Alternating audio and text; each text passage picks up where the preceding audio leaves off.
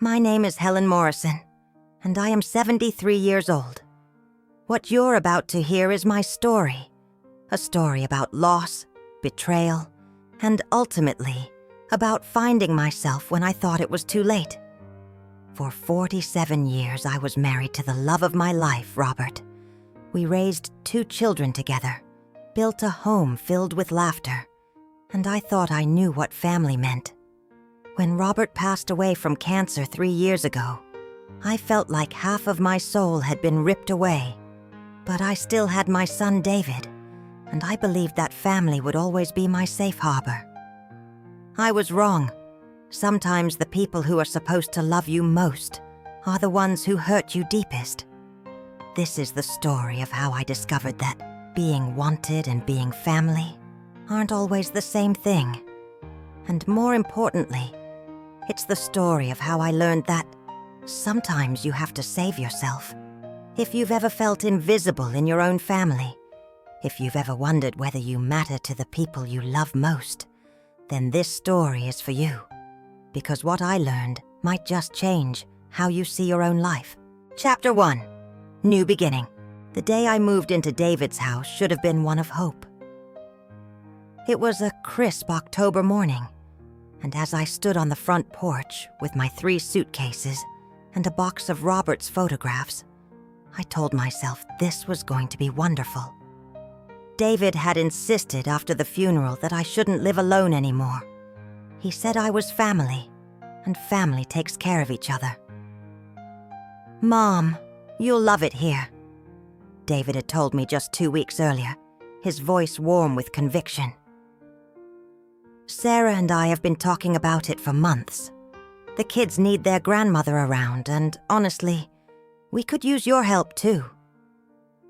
Sarah, my daughter-in-law of 12 years, had stood beside him, nodding with what I thought was genuine enthusiasm. She had always been polite to me, though we'd never been particularly close. I attributed that to the natural distance that sometimes exists between mothers and the women who marry their sons.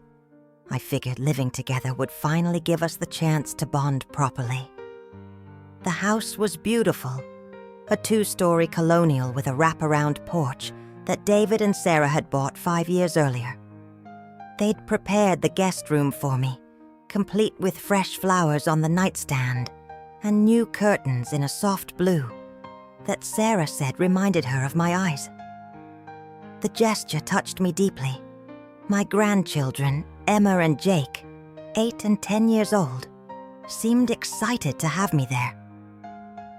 Emma immediately grabbed my hand and gave me a tour of the house, chattering about how I could help her with her art projects. Jake was more reserved, but he showed me his baseball card collection with the kind of shy pride that made my heart swell.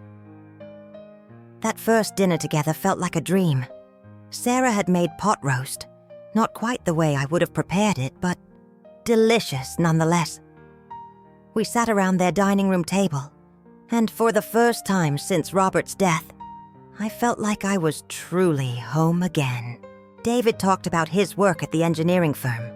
Sarah shared funny stories about her job at the elementary school, and the children competed for my attention with stories about their friends and school projects. "This is going to be perfect, Mom," David said as he walked me to my room that first night. "I'm so glad you're here." I believed him completely. As I unpacked my belongings and arranged Robert's photograph on the dresser, I whispered to his smiling face, "I think we're going to be okay here, my love. I think this is where I'm supposed to be." For the first few days, everything seemed to confirm my optimism. Sarah would ask if I needed anything when she left for work in the mornings. David would check on me when he came home in the evenings. The children would seek me out for hugs and stories. I felt useful again, needed again. I helped Emma with her homework, teaching her the multiplication tricks I'd once taught David. I showed Jake how to properly oil his baseball glove, the way Robert had taught me to show David decades earlier. I cooked Sunday dinner, filling the house with the aroma of my mother's famous chicken and dumplings recipe. Everyone said it was delicious. "You're such a blessing, Helen," Sarah told me that Sunday evening as I finished washing the dishes. "The kids absolutely adore having you here." I went to bed that night feeling more content than I had in months. I thought I'd found my place in this new chapter of my life. I thought I was wanted. But sometimes what we think we see and what's actually happening are two very different things. Sometimes the signs are there from the very beginning, but we're so desperate to belong somewhere that we ignore them. Sometimes we mistake politeness for warmth and duty for love. Chapter 2. Subtle Distance. It started with the smallest things, so small that I convinced myself I was imagining them. A brief pause before Sarah answered my questions. A certain tightness around her eyes when she smiled at me. The way conversations would sometimes stop when I entered a room, followed by overly bright redirections to safe topics. I'd always been good at reading people. It's a skill you develop over 47 years of marriage and 35 years of teaching elementary school. But I found myself second-guessing every instinct, telling myself I was being oversensitive. After all, Sarah had never been particularly expressive. Maybe this was just her normal way of being, and I was projecting my own grief and insecurity onto innocent interactions. The first incident that I couldn't quite dismiss happened during my second week there. I had gotten up early to make breakfast for everyone, thinking it would be a nice surprise. I prepared David's favorite, fluffy pancakes with fresh blueberries, crispy bacon, and coffee strong enough to wake the dead. The kitchen smelled like Sunday mornings from David's childhood. When Sarah came downstairs dressed for work in her neat teacher's outfit, she stopped short at the sight of the feast I'd prepared. Her expression was unreadable for a moment, and then she said, "Oh, Helen, you didn't need to do all this. We usually just grab cereal or toast on weekdays." "I know," I replied cheerfully, "but I thought it would be nice to start the day with something special. Remember how David used to beg for pancakes every morning when he was little?" Sarah's smile seemed forced as she said, "That's very thoughtful, but we're trying to keep the kids' routine consistent. They get too excited when breakfast is different, and then they have trouble focusing at school." David came down just then, and his face lit up when he saw the pancakes. "Mom, these smell incredible, just like when I was a kid." But I noticed how Sarah's jaw tightened almost imperceptibly when he said it. She served the children small portions and kept glancing at the clock, clearly eager to get everyone out the door on schedule. The breakfast I'd hoped would bring us together felt more like an inconvenience I'd imposed on her morning routine. "Next time, just let me know if you're planning to cook," Sarah said, as she rushed to get the kids' backpacks ready. "I like to know what to expect in the mornings."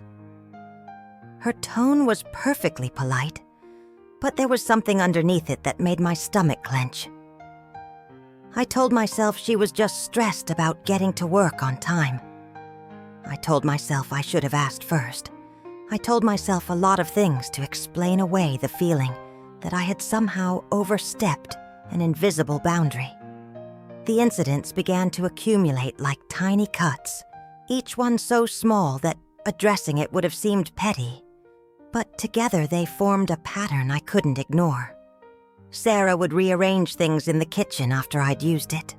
Not obviously, but just enough to erase any evidence that I'd been there. She'd redirect the children when they asked me questions about family history or stories about their father's childhood, saying things like, "Grandma Helen must be tired," or, "Let's not bother Grandma with too many questions." Most painfully, she began to speak about family plans in ways that made it clear I wasn't included. "We're thinking of going to the lake next weekend," she'd tell David over dinner, as if I weren't sitting right there. It'll be good for just the four of us to have some time together. I noticed how David never corrected the four of us. How he never said, "What about Mom?" How he would glance at me apologetically, but never actually extend the invitation that Sarah had deliberately omitted. I started spending more time in my room, telling myself I was just giving them space, that every family needs time to themselves. But deep down, I was beginning to understand that I wasn't being given space. I was being edged out. The most subtle rejection was perhaps the most effective. Sarah never said anything directly unkind. She never raised her voice or made scenes. Instead, she wielded politeness like a sword, using perfect manners to create perfect distance. She would thank me for my help with the children, while simultaneously finding reasons why that help wasn't needed. She would compliment my cooking while suggesting that maybe simpler meals would be better for everyone. One evening, about 3 weeks after I'd moved in, I overheard a conversation between David and Sarah that I wasn't meant to hear. I had come downstairs to get a glass of water and heard their voices from the living room, speaking in the low, urgent tones that married couples use when they're trying not to be overheard. "I just think we need to set some boundaries," Sarah was saying. "It's been an adjustment for all of us." "She's my mother, Sarah," David replied, and I could hear the defensive note in his voice. "She just lost Dad. She needs us right now." I understand that, and I'm not saying we don't help her. But this living situation, it's not what I expected. She's very involved in everything. The word involved landed like a slap. I was involved in the life of my own family. "She's trying to be helpful," David said, but his voice lacked conviction. "I know her intentions are good, but David, this is our home, our routine, our family rhythm, and having her here all the time, it changes everything." I didn't wait to hear David's response. I crept back upstairs, my heart pounding and my cheeks burning with shame. That night, I lay awake staring at the ceiling, trying to process what I'd heard. Was I really too involved? Had I misunderstood what my place in this house was supposed to be? The next morning, I tried to pull back.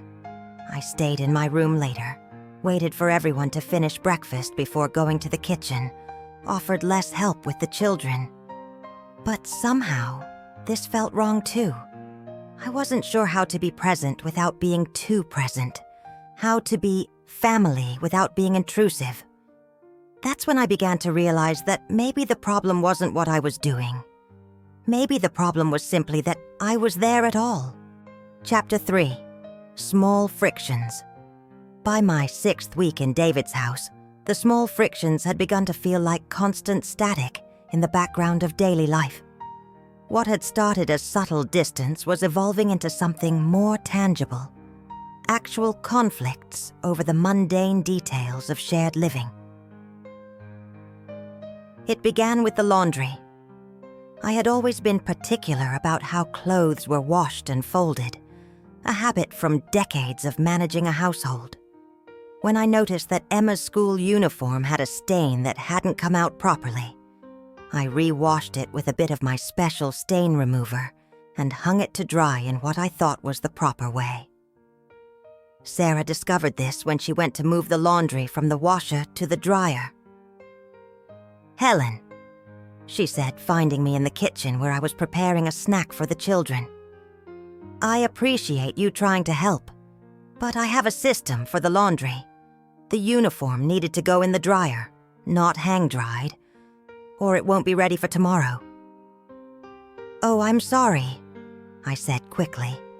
"I just noticed the stain wasn't quite out and I thought—" "The stain was fine," Sarah interrupted, her voice carrying an edge I hadn't heard before. "And even if it wasn't, I would prefer to handle my children's clothes myself." My children's clothes. Not our grandchildren's clothes. Not even the children's clothes. her children's clothes. The possessive pronoun hit me like a small slap, making it clear that I was overstepping boundaries I didn't even know existed. The kitchen became another battleground, though it took me weeks to recognize it as such. I had spent 50 years cooking for a family, and being useful in the kitchen felt natural to me. When I saw that they were running low on groceries, I offered to go shopping. When dinner time approached and Sarah was running late from work, I would start preparing something simple. But every helpful gesture seemed to create tension rather than gratitude. Sarah would come home to find me cooking and would say things like, "Oh, you didn't need to do that. I had planned to make spaghetti tonight." She would then proceed to make spaghetti anyway, leaving my partially prepared meal to go to waste. When I organized the pantry one afternoon, arranging items by category the way I'd always done in my own kitchen, Sarah's reaction was swift and decisive. "Helen, I appreciate the effort, but I have everything organized the way I like it. It took me years to get this system down, and now I can't find anything." She spent the next hour rearranging everything back to exactly the way it had been, and I felt like a child who had been caught making a mess. The message was clear. This was her domain, and my input wasn't welcome. The children became another source of tension, though this hurt the most, because I loved them so dearly. When Jake came home from school, upset about a test he'd failed, I did what grandmothers do. I sat with him, listened to his worries, and helped him understand the math concepts he'd struggled with. By the time Sarah got home from work, Jake was smiling again and actually excited about his makeup test. Instead of being pleased, Sarah seemed almost annoyed. "Jake, did you get your homework done?" she asked, barely acknowledging the math worksheets we'd completed together. "Grandma Helen helped me understand fractions," Jake said proudly. "She showed me this cool trick with pizza slices." Sarah's response was measured and cold. "That's nice, sweetheart. But let's make sure you do tomorrow's homework on your own, okay? You need to learn to work independently." Later that evening, she pulled me aside. "Helen, I know you mean well, but I prefer to help the children with their homework myself. It's important for me to know what they're learning and how they're progressing." "Of course," I said, trying to keep the hurt out of my voice. "I was just trying to help when he was upset." "I understand, but Jake needs to learn that when he's struggling, he should come to his parents first. We don't want him to become too dependent on outside help. Outside help. That's what I was. Outside help. Not family, not grandmother. But an outsider whose assistance was more of a hindrance than a blessing." The pattern extended to everything. When I offered to drive Emma to her piano lesson because Sarah was running late, I was told that Emma needed to stick to her usual routine.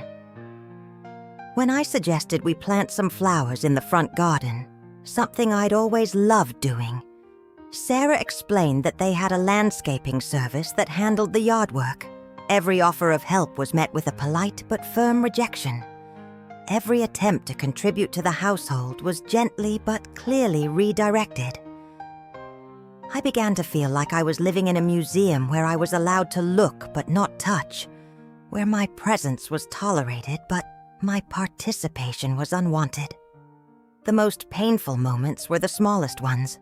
Sarah would make coffee for herself and David in the mornings, but wouldn't offer me a cup. Not out of meanness, but out of what seemed like genuine forgetfulness that I existed. She would coordinate family schedules and conversations that happened around me, but not with me. She would buy groceries for 4 people instead of 5, leading to awkward moments when there wasn't quite enough food to go around. "Oh, I'm sorry, Helen," she would say when this happened. "I keep forgetting to adjust the shopping list. There's lunch meat in the fridge if you'd like to make yourself a sandwich." Each incident was small enough to seem like an honest mistake. Each apology was sincere enough to make me feel petty for being hurt. But the accumulation of these small exclusions was creating a bigger picture that I was finally starting to see clearly. I wasn't living with family. I was living with strangers who were related to me by law and obligation, not by choice or love. And the strangest part was that I couldn't even blame them for it, because they were being perfectly civil.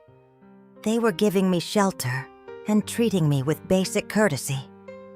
What more could I reasonably expect? But late at night, lying in bed in a room that smelled like someone else's fabric softener, surrounded by furniture I hadn't chosen, I would ask myself the question that was becoming harder and harder to avoid. What was I doing here? Chapter 4. Unspoken Exclusion. 2 months into living with David's family, I began to feel like a ghost haunting my own son's house. The exclusions were no longer subtle. They were systematic, though still wrapped in the kind of politeness that made them impossible to confront directly. Dinner became the most painful time of day. The family would gather around the table, and while there was always a place set for me, the conversations flowed around me as if I were invisible. David would ask Sarah about her day. Sarah would ask the children about school. The children would chatter about their friends and activities. I would sit there, cutting my food into smaller and smaller pieces, waiting for someone to ask me something, anything. When I tried to contribute to the conversations, my words seemed to fall into a void. I'd share a memory about David's childhood that related to something the children were discussing, and the response would be a polite, before the conversation moved on without acknowledging what I'd said. I'd ask questions about the children's activities, only to receive brief, factual answers that didn't invite follow-up. "Emma, tell me more about your art class," I said one evening, genuinely interested in her latest project. "It's fine, Grandma," Emma replied, but she was looking at her mother, not at me. Sarah quickly redirected. "Emma, don't forget to tell Dad about the field trip permission slip that needs to be signed." And just like that, I was erased from the conversation again. Emma turned to David, and they began discussing the logistics of the field trip. When it was, what she needed to bring, who would drive her. I listened to them plan around me, and the loneliness was so acute, it made my chest ache. The family's social life became another source of invisible exclusion. Friends would come over for barbecues or casual dinners, and while no one was directly rude to me, I felt like an awkward add-on to the natural family unit. Sarah would introduce me as David's mother who's staying with us, which was factually accurate, but somehow made me sound temporary and burdensome. During these gatherings, I would find myself sitting alone while everyone else clustered in natural conversation groups. The other adults were lovely when they spoke to me directly, asking polite questions about how I was adjusting and expressing appropriate sympathy about Robert's death. But these felt like obligatory check-ins rather than genuine interest in getting to know me. I began to notice how Sarah would orchestrate these social events in ways that minimized my presence. She'd set up food and drinks in the backyard when the weather was nice, but somehow there would only be enough outdoor furniture for the main family and guests. I'd end up either standing awkwardly or sitting alone on the porch steps, too far from the main conversations to participate naturally. "Mom, are you comfortable out here?" David would ask occasionally, and I would smile and assure him I was fine, even though I felt like I was watching my own family's life through a window. The children's activities became another realm where I learned I wasn't really wanted. When Emma had her first piano recital since I'd moved in, I assumed I would attend. I had bought a new dress and was looking forward to hearing her play the piece she'd been practicing so diligently. The night before the recital, Sarah mentioned casually that they had only been able to get 4 tickets. "The auditorium is small," she explained, "and they're strict about the number of audience members. But don't worry, David will record it for you. 4 tickets. For David, Sarah, Jake, and Emma's other grandmother. Sarah's mother, who lived an hour away but was making the drive specifically for the recital. There hadn't been any attempt to get a 5th ticket. There hadn't been any discussion about whether I might want to attend. It had simply been assumed that I wouldn't be there. "Of course," I said, forcing a smile. "I'll look forward to seeing the recording." But that night I cried for the first time since moving into their house. I cried for the grandmother I thought I was going to be, and the grandmother I was actually allowed to be. I cried for the family gatherings where I was present but not included, for the conversations that happened around me, but not with me. The next evening I watched David's phone recording of Emma's recital. She played beautifully, and I was proud of her. But watching it alone in my room, while the rest of the family celebrated downstairs at a restaurant I hadn't been invited to, felt like the loneliest moment I'd experienced since Robert's death. I began to understand that inclusion and presence aren't the same thing. I was present in this house. I occupied space, consumed resources, participated in daily routines. But I wasn't included in the emotional life of the family. I wasn't part of their inner circle, their shared jokes, their spontaneous plans. I was becoming a witness to my own family's life rather than a participant in it. The realization crept up on me gradually, like the way darkness falls on a winter evening, so slowly that you don't notice it happening until suddenly you're sitting in shadows. I was living with people who loved David, who loved each other, but who had no particular love for me beyond the obligation created by my relationship to David. And the most heartbreaking part was that I couldn't blame them for it. Love isn't something you can force or legislate. You can't make someone include you in their heart just because you're related to someone they care about. You can't demand warmth and affection as a right. But understanding something intellectually and accepting it emotionally are 2 very different things. And I wasn't ready to accept that this polite, careful distance was all the family connection I was going to have for whatever years I had left. Chapter 5. Hurtful Words. The breaking point came on a rainy Thursday morning in late November. I had been living with David's family for almost 3 months, and the careful politeness that had characterized our interactions was finally beginning to crack under the weight of accumulated frustrations. It started with something absurdly small, a coffee mug. I had been using the same blue ceramic mug every morning since I'd arrived, and I'd grown attached to it. It reminded me of one Robert and I had shared during our early years of marriage. That morning I came downstairs to find Sarah loading the dishwasher, and my mug was already inside, dirty from the night before, when I'd had evening tea. "Oh, would you mind if I grabbed that mug quickly?" I asked. "I'll wash it by hand." Sarah paused, her hands full of dishes, and I saw something flicker across her face, a momentary crack in her usual composed expression. "Helen, there are plenty of other mugs in the cabinet." "I know, but I've gotten used to this one. It's silly, I suppose, but—" "It's not silly," Sarah said, but her tone suggested otherwise. "It's just that I'm trying to get the kitchen cleaned up before work, and I've already loaded everything." I stood there for a moment, holding my empty coffee pot, feeling foolish for caring so much about a mug. "Of course, I'll just use a different one." But as I reached for another mug from the cabinet, Sarah suddenly straightened up from the dishwasher. Something in her posture had changed, and when she turned to face me, I saw an expression I'd never seen before. Not anger, exactly, but a kind of exhausted frustration that seemed to have been building for months. "Helen," she said, and my name sounded different in her mouth than it ever had before. "We need to talk." My heart started beating faster. "Of course. What about?" Sarah glanced toward the stairs, checking to make sure David and the children were still getting ready upstairs.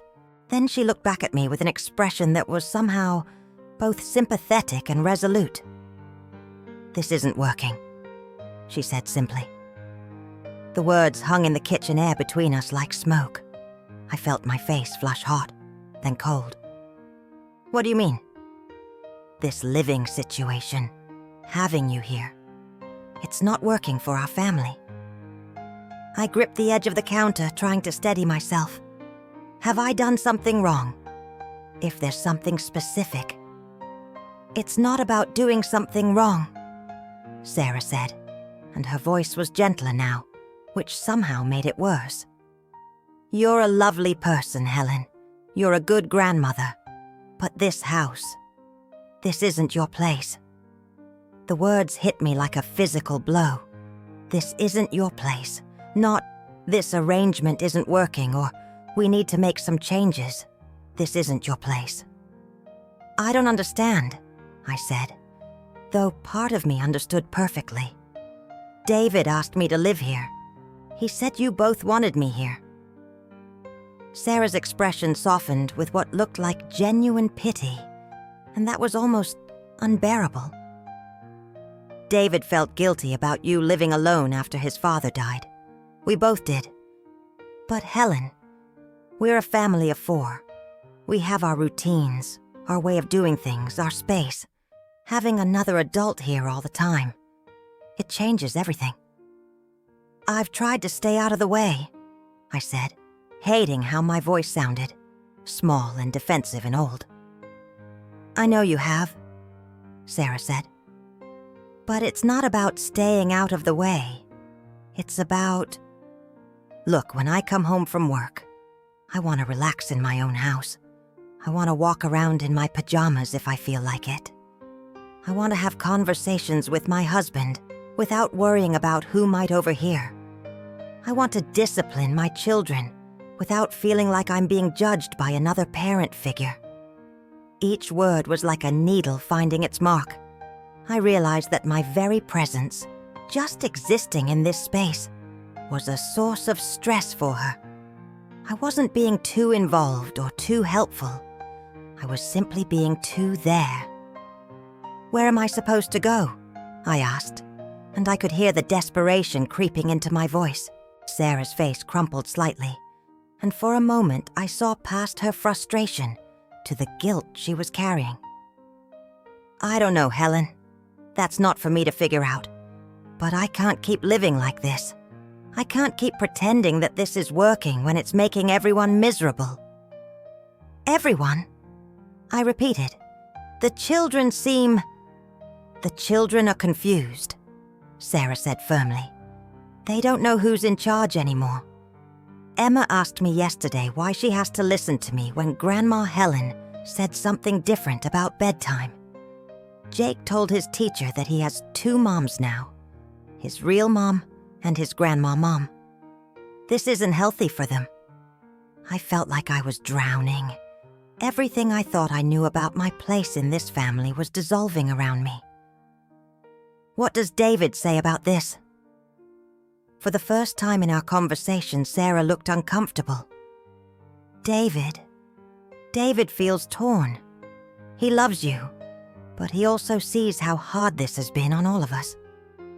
The careful way she said it made me understand that David and Sarah had discussed this many times, that this conversation with me was the result of weeks or months of private debates about what to do with the problem of me. "So what you're saying," I said slowly, "is that you want me to leave?" Sarah met my eyes directly for the first time since the conversation began. "I'm saying that I think it would be better for everyone if you found your own place. somewhere you can be comfortable and independent. The euphemisms were almost worse than direct cruelty would have been. Comfortable and independent. Better for everyone. As if asking a 73-year-old woman to leave her family's home after her husband's death was an act of kindness rather than rejection. "I see," I said, though I wasn't sure I saw anything clearly anymore. "Helen, please don't take this personally. How else should I take it?" The words came out sharper than I intended, and Sarah actually stepped back a little. "I'm not trying to hurt you," she said. "I'm just trying to be honest about what's best for our family. Our family. Not my family. Not the family. Our family. A unit that apparently didn't include me." I nodded, not trusting myself to speak anymore. I walked past Sarah and up the stairs to my room, where I sat on the edge of the bed and stared at Robert's photograph. For the first time since his death, I was angry at him for leaving me to navigate this alone. That afternoon, while Sarah was at work and the children were at school, I sat in my room and tried to process what had happened. I had been politely but definitively told that I was not wanted in my son's house. Not because I was difficult or demanding or intrusive, but simply because my existence there was inconvenient for the life they wanted to live. The rain continued to fall outside my window, and I watched it streak down the glass, thinking about how sometimes the truth arrives not as a sudden revelation, but as a slow recognition of something you've been refusing to see. I wasn't a beloved family member who was temporarily staying with relatives. I was an unwanted house guest who had overstayed her welcome. Chapter 6. The Sun's Silence. That evening I waited for David to come home with a mixture of hope and dread that made my hands shake as I tried to read in my room. Surely when Sarah told him about our conversation, he would come to me. Surely he would reassure me that I was wanted here, that his wife had spoken out of momentary frustration, that we could work things out. I heard his car in the driveway at 6:15, the same time he arrived every weekday. I listened to the familiar sounds of his homecoming, the front door opening, his keys hitting the small table in the entryway, his voice calling out, "I'm home." Then I heard their voices in the kitchen, too low for me to make out words, but urgent in the way that married couples sound when they're having important discussions. I sat on my bed, straining to hear, my heart beating so fast I could feel it in my throat. 20 minutes passed, then 30, then an hour. Dinner time came and went. I heard Sarah calling the children to eat, heard the scraping of chairs and the clink of silverware, heard the ordinary sounds of a family meal happening without me. No one called up to ask if I was coming down. No one seemed to notice that my place at the table was empty. At 8 o'clock, I heard David's footsteps on the stairs.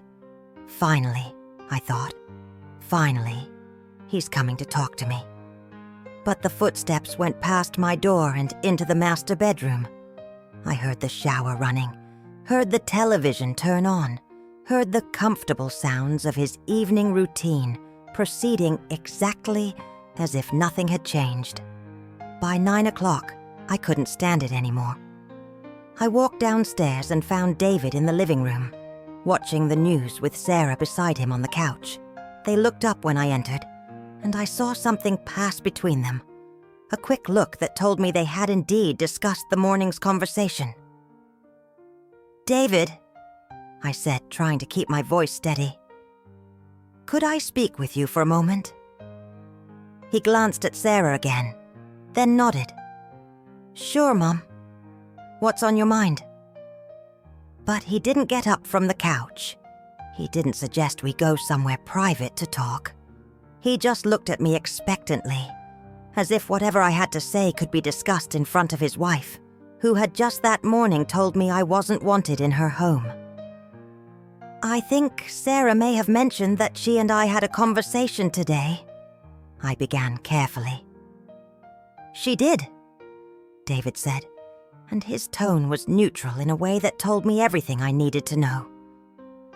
I was hoping we could talk about it. About the situation. David was quiet for a long moment, and I watched my son, my baby boy, who had once cried when he scraped his knee, who had hugged me tight before his first day of school, who had called me every Sunday without fail until the day he got married, struggle to find words. "Mom," he finally said, "I think Sarah makes some valid points about the living arrangement." Valid points. Not Sarah is wrong, or "Of course you belong here," or "This is your home too." Valid points. What kind of points? I asked, though I wasn't sure I wanted to hear the answer. David looked deeply uncomfortable, shifting in his seat and avoiding my eyes. Just that it's been an adjustment for everyone. That maybe we all need a little more space to figure out how this family dynamic is supposed to work. Space. There was that word again. The same one Sarah had used to explain why I couldn't help with homework, couldn't cook dinner, couldn't participate fully in the life of this household. "David," I said, and I could hear my voice beginning to shake. "Are you asking me to leave?" The silence that followed was the loudest sound I'd ever heard. David looked at Sarah, then back at me, then down at his hands. When he finally spoke, his voice was so quiet, I had to lean forward to hear him. "I think it might be better if you had your own place, Mom. For everyone." The words landed like a blow to my chest. This was my son, the child I had rocked to sleep through countless nights of fever and nightmares. The boy I had cheered for at every baseball game. The young man I had helped through heartbreak and college stress and wedding planning. And he was telling me, as gently as possible, that I was no longer welcome in his life. "I see," I managed to say. "Mom, it's not that we don't love you." "Please don't," I interrupted. "Don't explain how much you love me while you're asking me to leave." David's face crumpled, and for a moment he looked like the little boy who used to crawl into my bed during thunderstorms. "Mom, I'm sorry, I really am. But I have to think about what's best for my family." "His family. Not our family. His family." I nodded because there was nothing else to do.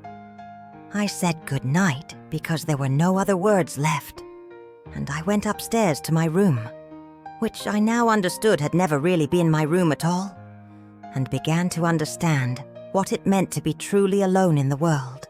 Chapter 7. Invisible at Home. The weeks following that conversation were the strangest of my life. Nothing changed overtly. I still had my room, still shared meals with the family, still said good morning and good night to everyone. But everything had changed underneath the surface because now we all knew the truth that had been lurking beneath our polite interactions. I was not wanted here. I was tolerated, accommodated, endured, but not wanted. The knowledge transformed every interaction into a performance. When Emma showed me her artwork, I wondered if she was doing it because she wanted to, or because someone had told her to be nice to Grandma. When David asked about my day, I could hear the duty in his voice rather than genuine interest. When Sarah made small talk while we waited for the coffee to brew, I knew she was counting the minutes until she could escape to another room. I began to move through the house like a ghost, trying to minimize my presence, to take up as little space as possible. I would wait until I heard Sarah's car leave for work before coming downstairs for breakfast. I would retreat to my room immediately after dinner, claiming I was tired even when I wasn't. I started keeping snacks in my room so I wouldn't have to venture to the kitchen between meals and risk disrupting whatever family activities were happening in the common areas. The children seemed confused by my sudden withdrawal. Emma knocked on my door one afternoon, and asked why I didn't eat lunch with them anymore. "Grandma's just given us some space, sweetheart," I heard Sarah explain from the hallway. Sometimes grown-ups need time to themselves. But I knew what space really meant in this context. It meant that even a 73-year-old grandmother could be too much presence in a house where she wasn't truly welcome. I began to search for apartments online, scrolling through listings on my laptop late at night while the house slept around me. The prices shocked me.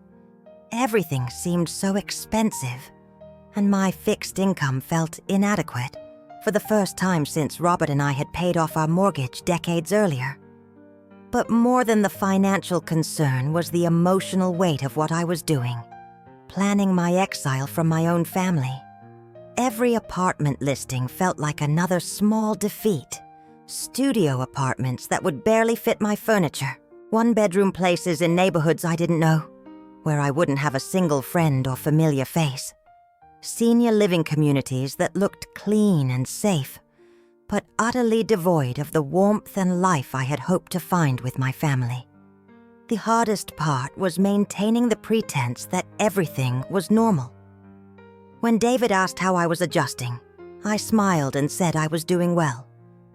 When Sarah inquired about my plans for the day, I made up activities: errands to run, books to read, walks to take. Anything to suggest that I had a full, independent life that didn't rely on their family for meaning or purpose. But the truth was that my days had become endless stretches of empty time punctuated by awkward interactions with people who were waiting for me to leave.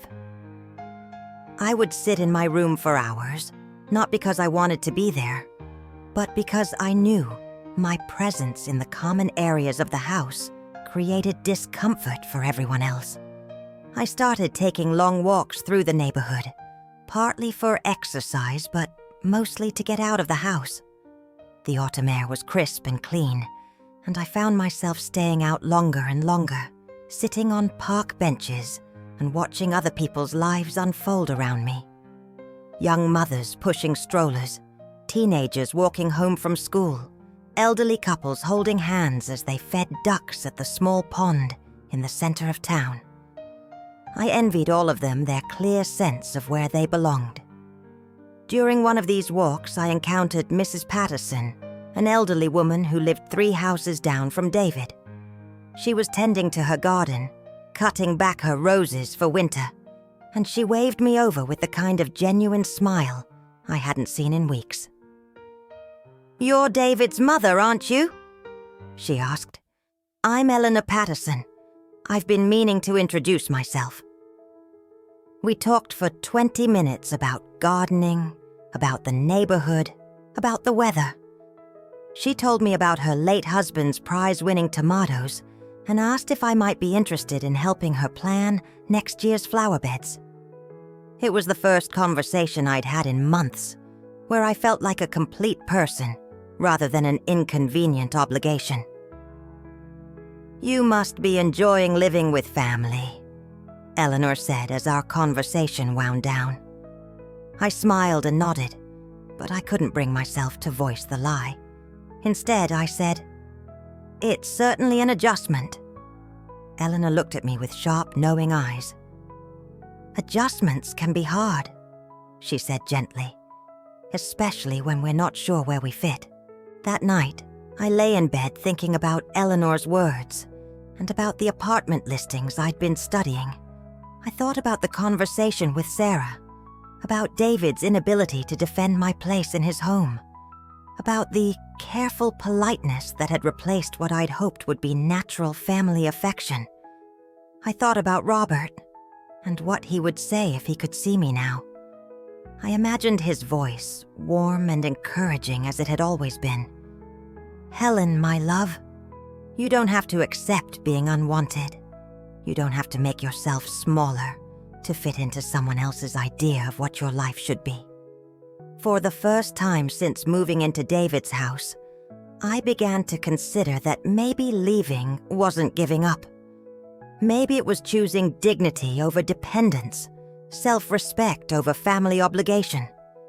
Maybe it was time to stop trying to belong somewhere I clearly didn't fit and start building a life where I could be wanted, even if the person who wanted me was just myself.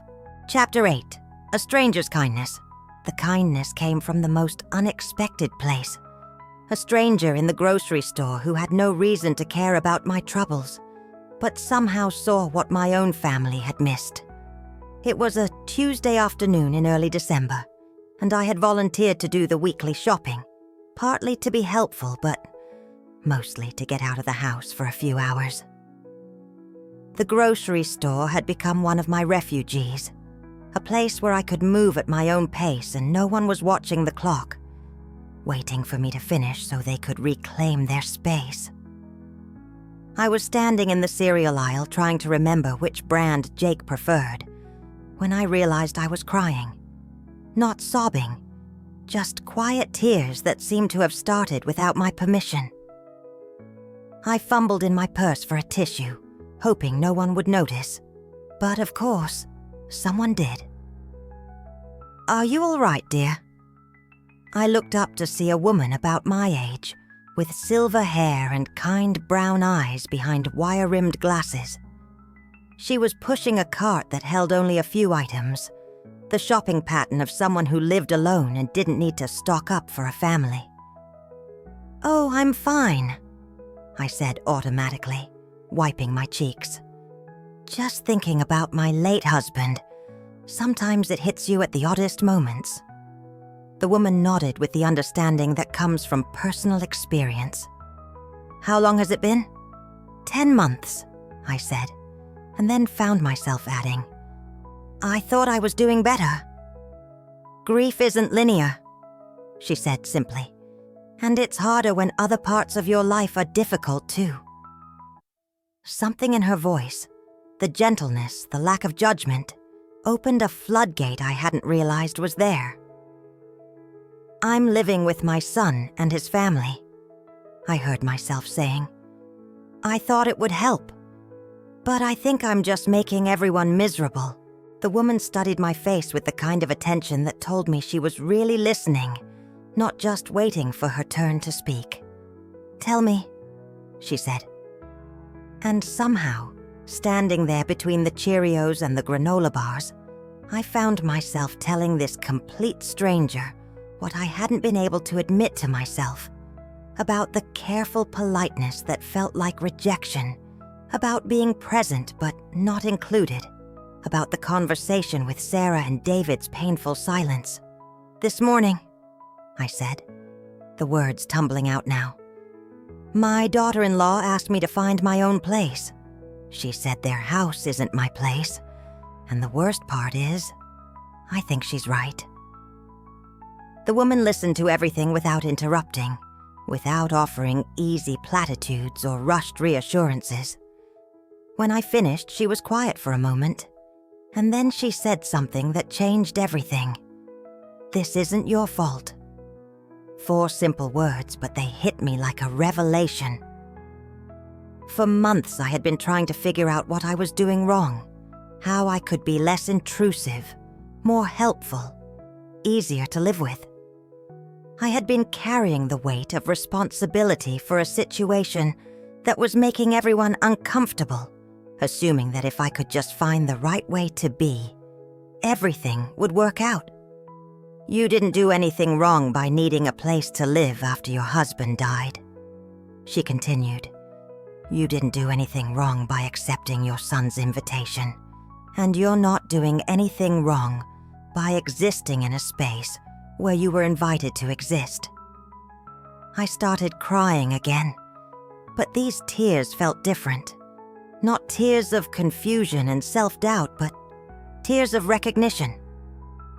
Someone was finally saying what I had been afraid to think, that I wasn't the problem here.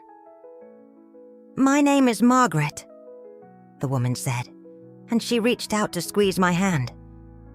"And I want you to know that whatever you decide to do next, you deserve to be somewhere you're wanted. You deserve to be seen and appreciated for who you are, not tolerated as an obligation." We talked for another 10 minutes right there in the cereal aisle, and Margaret told me about her own experience with family dynamics after her husband's death. She had lived with her daughter for 6 months before realizing that love and compatibility aren't the same thing. "The hardest thing I ever did was move into my own apartment," she said. "But it was also the best thing. Because when I stopped trying to fit into someone else's life, I finally had the space to build my own again." Margaret gave me her phone number before we parted ways, and she made me promise to call her if I needed someone to talk to. "You're not as alone as you feel," she said, "and you're stronger than you know." That evening at dinner, I looked around the table with new eyes. I saw David carefully avoiding eye contact with me while he helped Jake with his homework. I saw Sarah making conversation with the children while acting as if the chair I occupied was empty. I saw Emma and Jake responding to the adults' subtle cues, unconsciously learning to treat me as peripheral rather than central to their family life. For the first time since the conversation with Sarah, I wasn't angry or hurt. I was just clear. This wasn't working because it was never going to work. Not because anyone was terrible or cruel, but because sometimes even love isn't enough to bridge the gap between what we hope for and what's actually possible. After dinner, I went to my room and called Margaret. We talked for an hour about apartment hunting, about the practicalities of living alone at our age, about the difference between being lonely and being free. "The beautiful thing about starting over in your 70s, Margaret said, is that you finally know who you are. You're not trying to become someone. You're just trying to find the right place to be yourself." That night, I slept better than I had in months, not because my problems were solved, but because I finally had clarity about what I needed to do. I needed to stop trying to make myself fit into a space that wasn't designed for me, and start creating a space that was. For the first time since Robert's death, I began to feel something that might have been hope. Chapter 9, Breaking Point. The final straw came 3 weeks later, during what should have been a joyful family moment. It was Emma's 9th birthday, and I had been looking forward to it for weeks. I had bought her a beautiful art set, watercolors, brushes, and special paper. And I had stayed up late the night before, making her a homemade card with a watercolor butterfly on the front. The morning started well enough. Emma was excited about her gifts, and she genuinely seemed pleased with the art set I'd chosen. "Thank you, Grandma Helen," she said, giving me a hug that felt real and spontaneous. "I can't wait to paint with these." But as the day progressed, I began to notice the same subtle exclusions that had become painfully familiar. When Sarah was organizing the birthday party activities, she assigned tasks to David and asked the children to help set up decorations, but she didn't include me in the planning.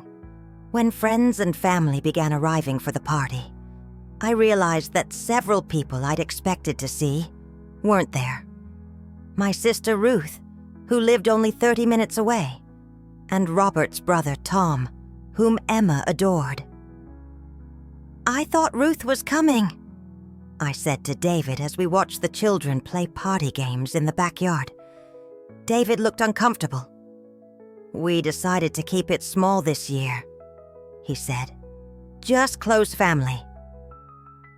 But Sarah's parents were there, along with her sister and brother-in-law. The guest list wasn't small. It was selective, and I was beginning to understand the criteria for selection. The moment that broke me came during the gift opening ceremony. Emma was surrounded by beautifully wrapped presents, and Sarah was carefully photographing each one as Emma revealed what was inside. When Emma got to my art set, she held it up with genuine delight, and I felt a warm rush of joy seeing her happiness.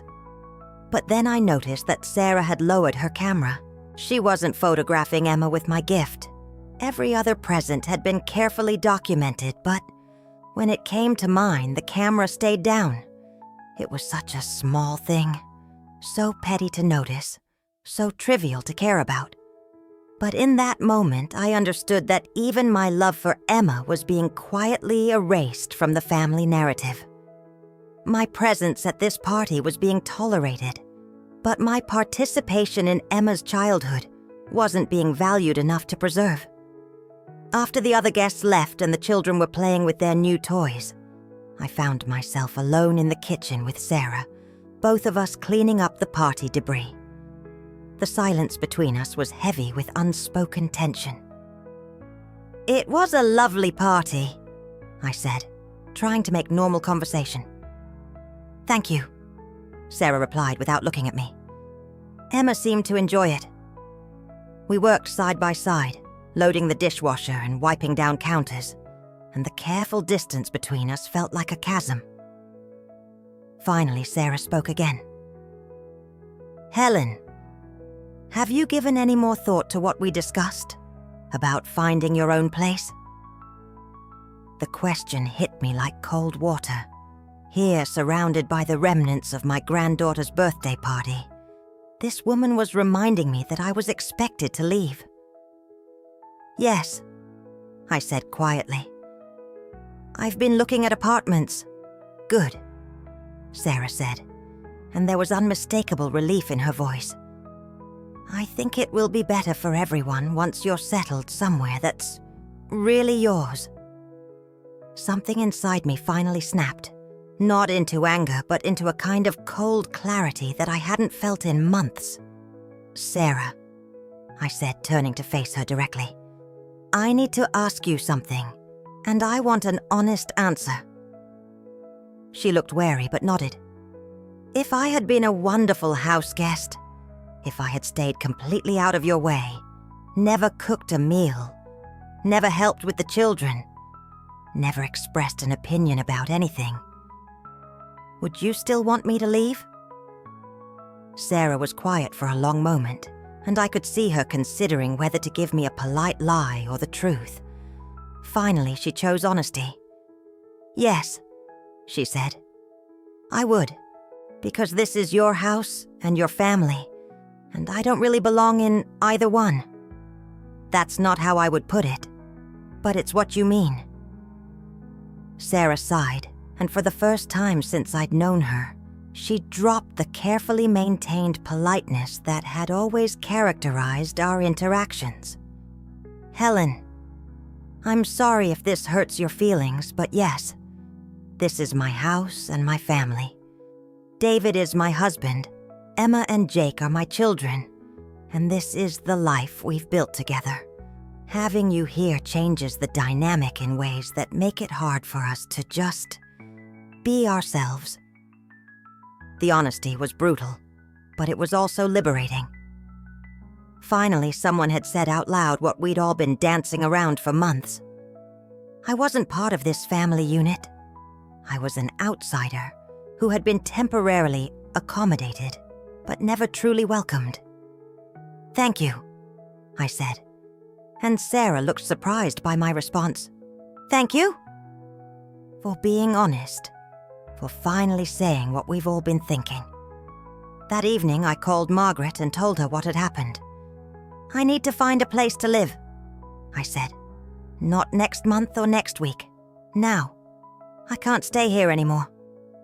"Good for you," Margaret said firmly. "You deserve better than this." "Do I?" I asked.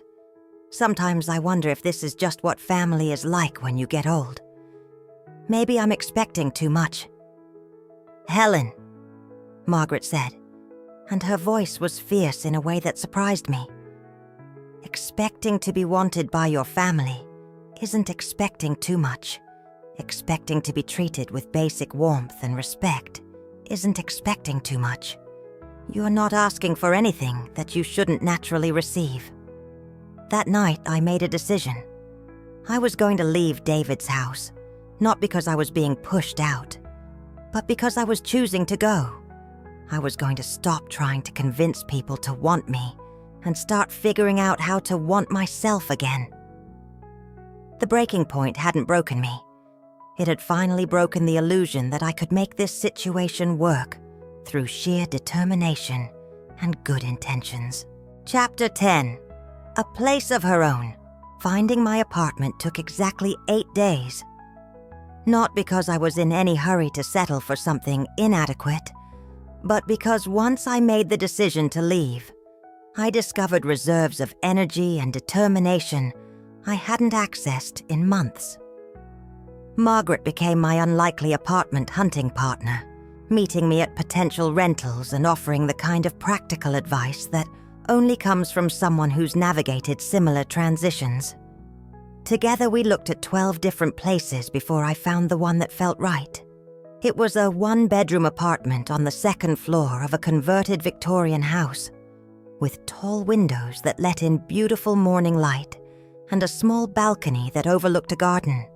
The rent was manageable on my fixed income, especially since I'd decided to sell most of the furniture Robert and I had accumulated over the decades. I didn't need a dining room set for 8 or a king-sized bed or the china cabinet that had been my mother's pride and joy. "This feels like a place where you could be happy," Margaret said as we stood in the empty living room, our voices echoing off the hardwood floors. She was right.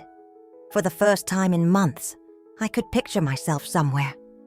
Not as a temporary guest or an unwanted burden, but as a person who belonged exactly where she was.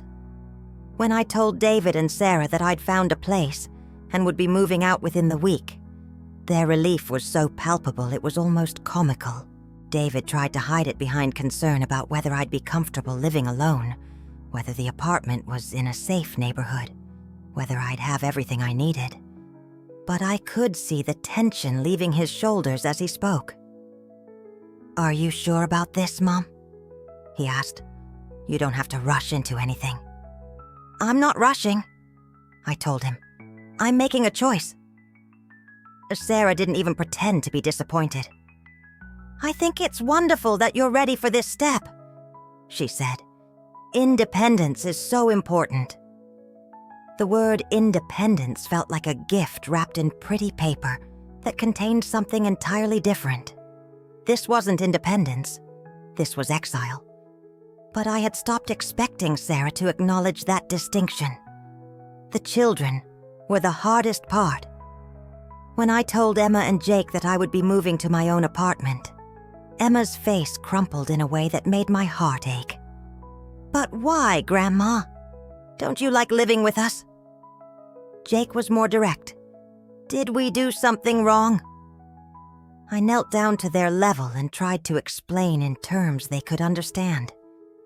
"I love you both very much," I said, "and I loved living here with you.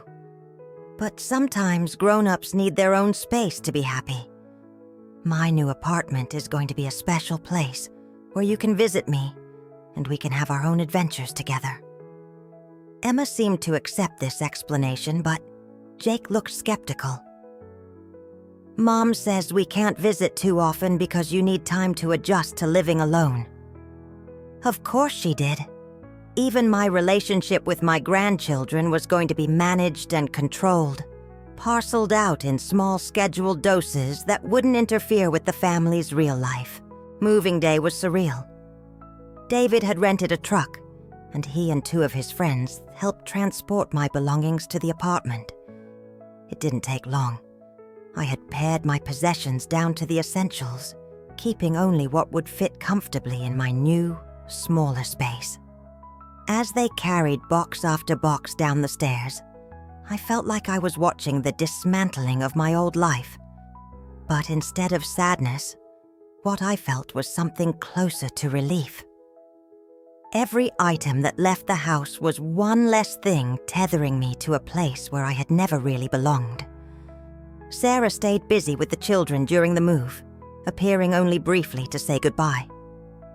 "I hope you'll be very happy in your new place," she said, and I believed she meant it.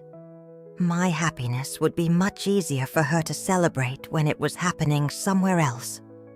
David lingered after his friends left, clearly struggling with what to say. We stood in my new living room, surrounded by boxes and the echoes of our voices in the unfamiliar space. "Mom, I want you to know that this doesn't change anything between us," he said. "You're still my mother. We're still family." I looked at my son, this man I had raised and loved and sacrificed for, and I saw someone who genuinely believed what he was saying.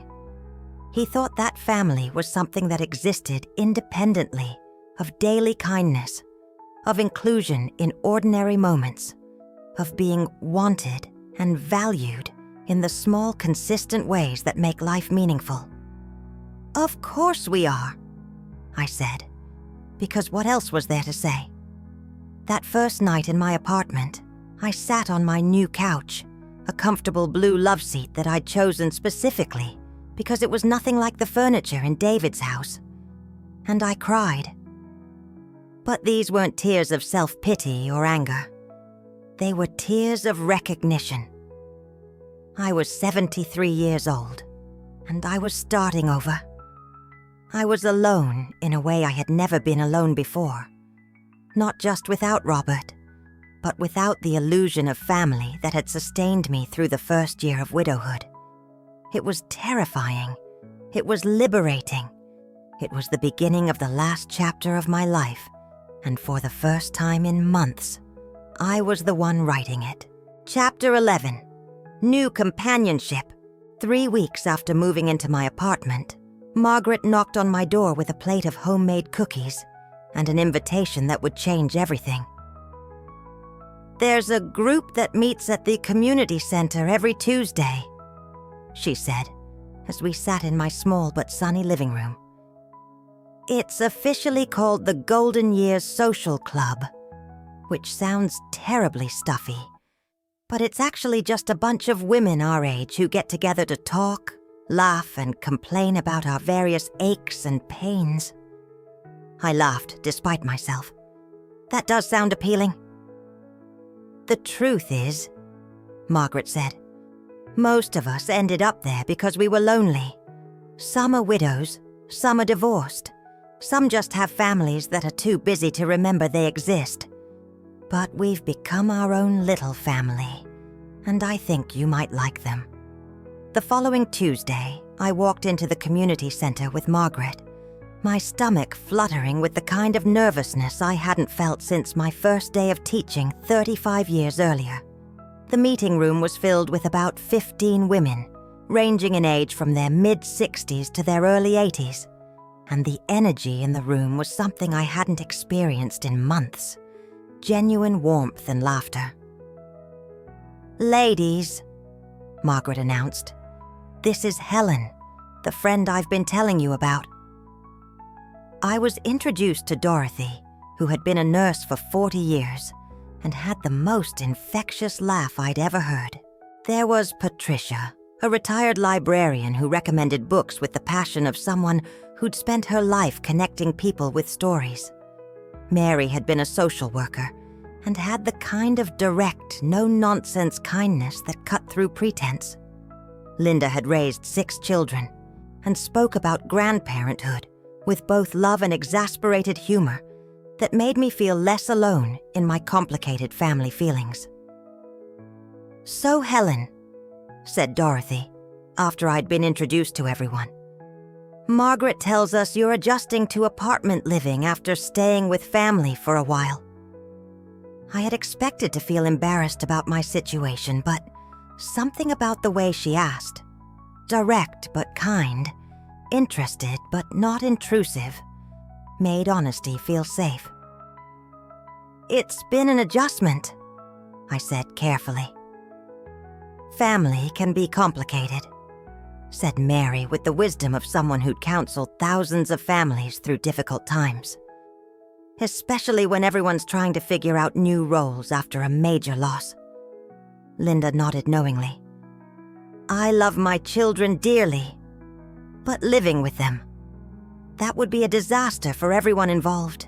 We all need our own space to be ourselves." What followed was 2 hours of the most honest conversation I'd had in years.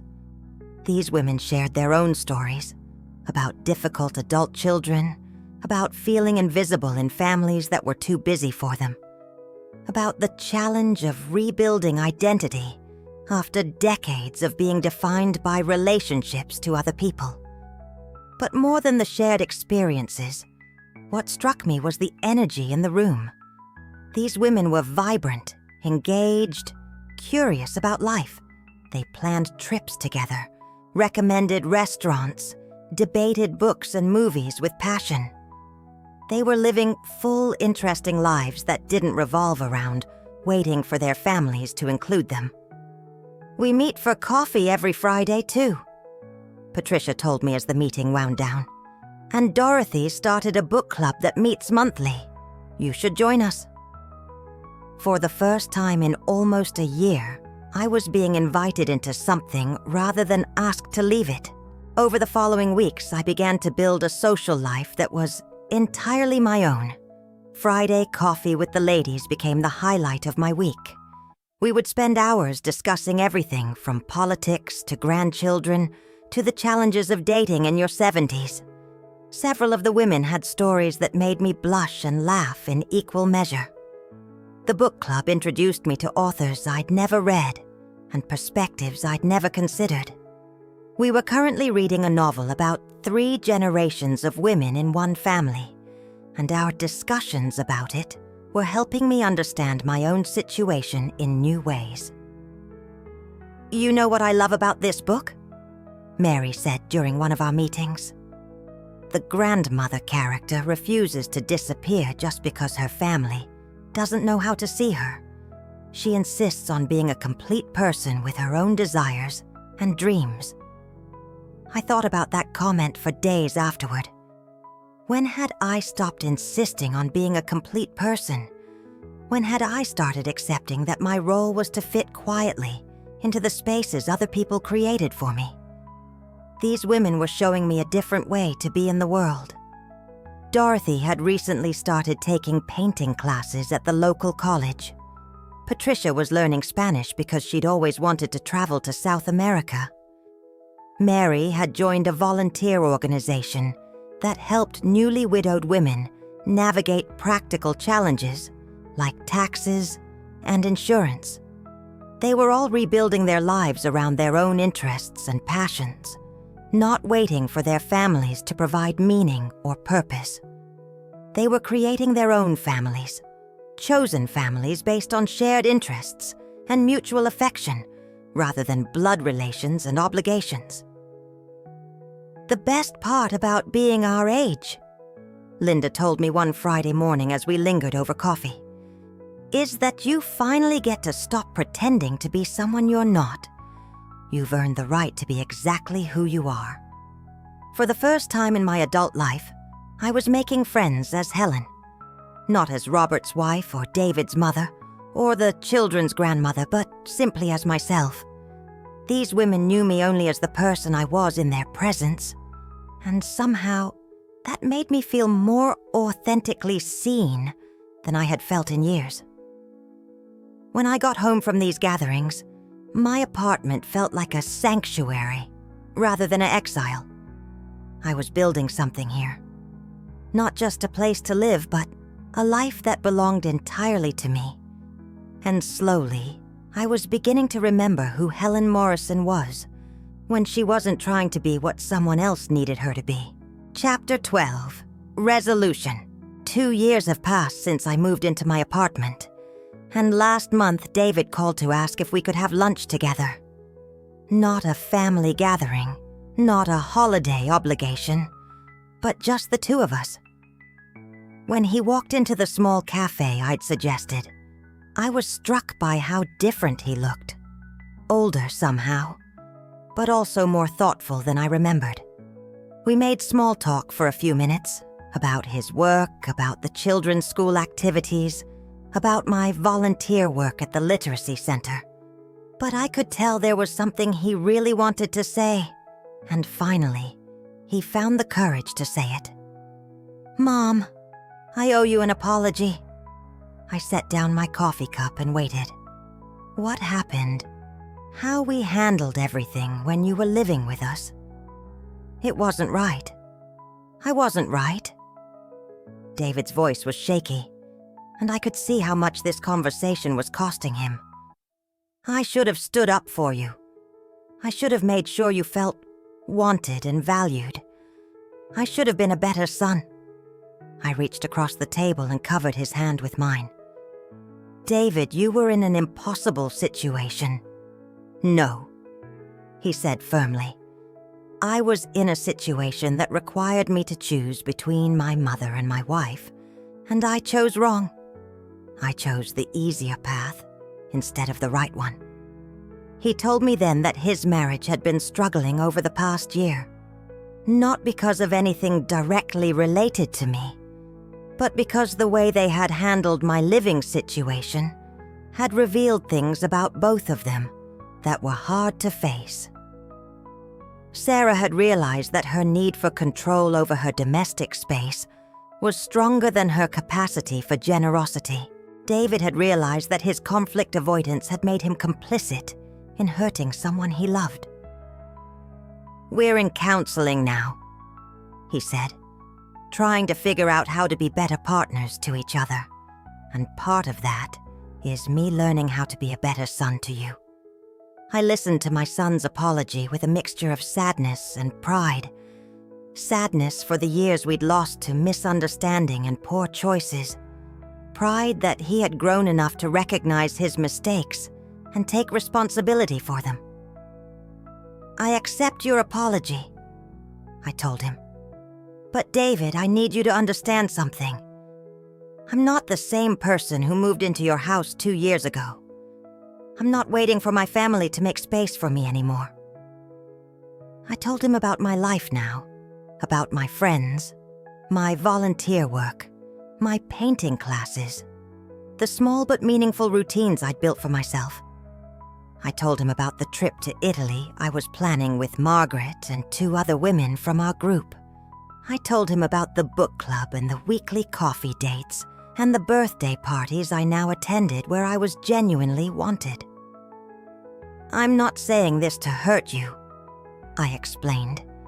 I'm saying it because I want you to understand that I'm not an old woman sitting alone in an apartment, waiting for her family to remember she exists. I'm a woman who has built a life that fits her perfectly. David listened with the kind of attention he'd rarely given me during those months in his house. When I finished, he was quiet for a long time. I'm proud of you, Mom, he said finally. And I'm sorry it took me this long to really see who you are. We meet for lunch once a month now, and our relationship has found a new equilibrium. David visits my apartment sometimes, admiring the paintings I've hung on the walls and the small garden I've created on my balcony. Emma and Jake come over occasionally for what we call grandma dates, special one-on-one time where we bake cookies or work on art projects without anyone watching the clock or managing our interactions. Sarah and I are polite when we see each other, and I think we both prefer it that way. She's not a bad person. She just wasn't capable of sharing her family space with me, and there's no shame in knowing your own limitations. I'm not angry at her anymore, because I understand now that her rejection of me wasn't personal. It was just incompatibility, and incompatibility isn't anyone's fault. Last week, I received a phone call that would have devastated me 2 years ago, but left me feeling only mild regret. David called to tell me that Sarah was pregnant again, and they wanted to know if I'd like to be involved in the new baby's life.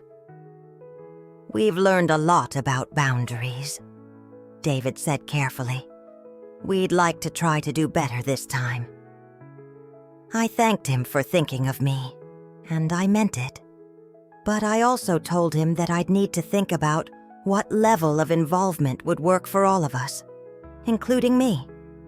Because I've learned something important over these past 2 years. Being wanted conditionally isn't the same as being loved unconditionally, And I deserve relationships that don't require me to diminish myself to make other people comfortable. If you're listening to my story, I want you to remember this. You are not required to accept crumbs of affection from people who should be offering you whole meals of love. You are not required to make yourself smaller to fit into spaces that weren't designed for you. You are not required to be grateful for tolerance when what you deserve is genuine welcome. I spent 73 years learning this lesson, but it's not too late for me, and it's not too late for you. Sometimes the bravest thing you can do is stop trying to belong somewhere you're not wanted and start building a life where you can belong to yourself. I am not a mother abandoned. I am not a grandmother pushed aside. I am a woman who chose her own life, who refused to accept less than she deserved, who discovered that the most important family you can have is sometimes the one you create for yourself. My name is Helen Morrison. I am 75 years old now, and I am exactly where I'm supposed to be. A message to you? If you've stayed with me through this entire story, thank you for witnessing my journey from a woman who thought she had lost everything to one who discovered she had the power to build something new. For understanding that feeling unwanted or invisible in family dynamics does not diminish your worth. For recognizing that sometimes love and good intentions aren't enough, and the kindest choice is to stop forcing unnatural connections and nurture the ones that are real. For remembering that you deserve to be someone's first choice and not their last resort, to be celebrated and not merely tolerated, and that valuing yourself means insisting on being valued by others. Because 2 years ago, I thought my story was ending, but instead it was the beginning of a new chapter where I became the author of my own life. And if a woman like me can start over at 73, then so can you. Whatever your age or circumstances, by first believing you deserve better than what you're accepting now, and then finding the courage to go seek it. So thank you for listening to my story, and I hope it helps you write yours.